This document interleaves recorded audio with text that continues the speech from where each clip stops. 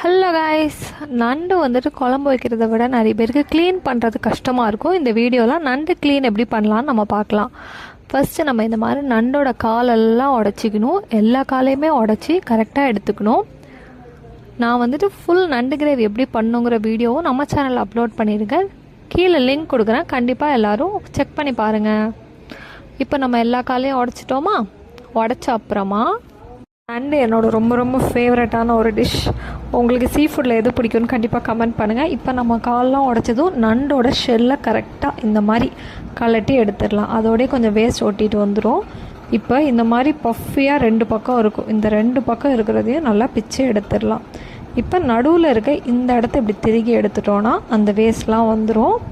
இதெல்லாம் நண்டோட வேஸ்ட்டு. இந்த மாதிரி நம்ம கரெக்டாக அதெல்லாம் க்ளீன் பண்ணிடணும். தண்ணியில் கழுவிக்கோங்க அப்போ வந்துட்டு கரெக்டாக அதெல்லாம் நமக்கு ஐடென்டிஃபை பண்ணிடலாம்.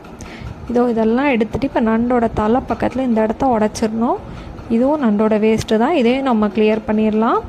இது மாதிரி இவ்வளோ தாங்க நண்டு க்ளீன் பண்ணுறது. இப்போ நம்ம நல்லா இந்த மாதிரி க்ளீன் பண்ணிவிட்டு இப்போ ரன்னிங் வாட்டரில் ஒரு வாட்டி நம்ம கழுவிட்டோன்னா ஒட்டிகிட்ருக்க வேஸ்ட்டும் அதோட போயிடும். இது மாதிரி டேப் ஓப்பன் பண்ணி நீங்கள் வந்துட்டு கழுவிக்கோங்க. அவ்வளோதான். இவ்வளோ சிம்பிள் தான் நண்டு க்ளீன் பண்ணுறது.